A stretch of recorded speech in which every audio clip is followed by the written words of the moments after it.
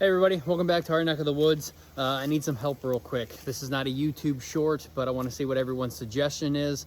Once again, our generator decided to leak gasoline, and when it was in the garage doing this for like 3 days, and I didn't know because my nose isn't trained to be smelling new things, and gasoline smells new to me. This thing decided to start leaking out here under the porch.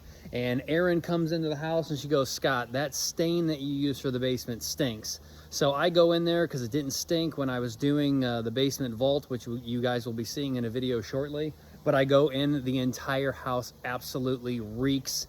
And she's like, "You know, that smells more like gasoline." I knew instantly what it was. Ran under the porch, all of the gasoline in this thing that I had just filled the other day, which I think it holds almost 5 gallons of gasoline, decided to leak out underneath of the porch, make its way towards the house, drop down in through the house foundation, through the fence drain, get into the sump pump, and now the sump pump is holding basically some gasoline. Now, obviously it's diluted because it was probably 10 feet away from the house, so it had to go through all of the stone, it had to get into the soil, it had to get through this layer of soil and then through all of the stone and then make its way in. We got a fan running to try and help get the smell out. I dumped some water down into the sump pump to dilute it, to get it out.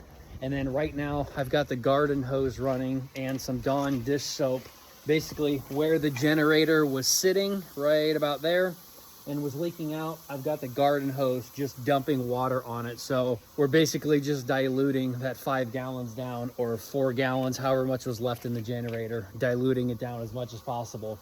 Aside from getting under here one day and probably digging up all of the stone and all of the soil and getting the contaminated out of there, and maybe even digging down against the house to see how much is actually saturated.